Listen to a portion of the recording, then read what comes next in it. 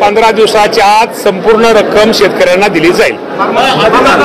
आपल्या सगळ्यांना माहिती आहे की धाराशिव जिल्ह्यामध्ये खूप मोठ्या प्रमाणामध्ये अतिवृष्टी झाली होती आणि पंचनाम्याचं काम थोडं सप्टेंबर महिन्यातलं अपूर्व असताना सुद्धा आज सगळ्यांना आपल्याला माहिती आहे की जे 7,13,571 शेतकरी जे बाधित आहेत आणि त्यांची जी नुकसान भरपाईची रक्कम आपण मागाशी त्यांना शेतकऱ्यांना जी वाटपाचा विषय होता साधारणतः 17 सप्टेंबर 23 सप्टेंबर 16 ऑक्टोबर आणि 17 ऑक्टोबर असं साधारणतः 522 कोटी आणि 60 लाख रुपयाची मदत हे GR हे राज्य शासनाच्या वतीनं इथं धाराशिवच्या आपल्या कलेक्टरला दिलेले आहेत।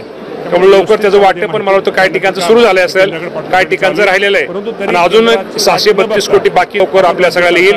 त्यामुळं मगाशी आपण म्हटल्याप्रमाणे उशीर होतोय मान्य आणि वाटप हे निश्चित प्रकारे हे सुरू झालेले शासनाचे GR साधारणतः 522 कोटी रुपयाचे GR हे शासनाचे आपल्या जिल्ह्यासाठी निघालेले आहेत।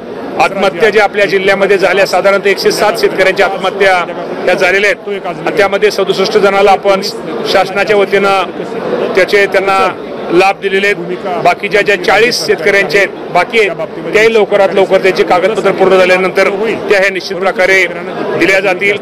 आपल्या सगळ्यांना माहिती आहे कृषी विभागाचा जो यांत्रिकरणाचा जो विभाग आहे कृषी विभागाचा पूर्वी 4-5 वर्ष शेतकऱ्यांना ड्रीप असेल, यांत्रिकरण, ट्रॅक्टर असेल, अवजार असेल त्याला अनुदान खूप मोठ्या प्रमाणामध्ये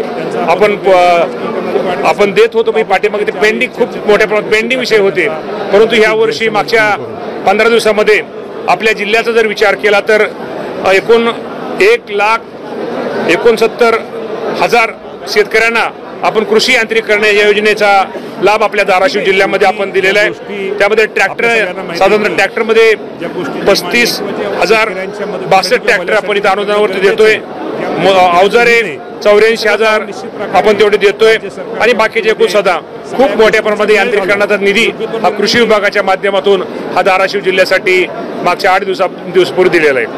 आता जो GR निघालेला आहे मात्र प्रत्यक्षात शेतकऱ्यांची मदत मिळते। एकदा कुठला GR निघाल्यानंतर GR हा एकरावर निघतो, ते जे नुकसान झाले ते निघतो। DBT वरती लवकरच 1-2 दिवसामध्ये GR मध्ये ते बहुतेक त्यातलं वाटप बऱ्यापैकी झालं पण असेल, पण GR निघाल्यानंतर बाकीच्या गोष्टीला अडचण नसते, निधीला अडचण नसती। GR कुठला निघतो ज्यावेळेस अहवाल प्राप्त झाल्यानंतरच GR निघतो।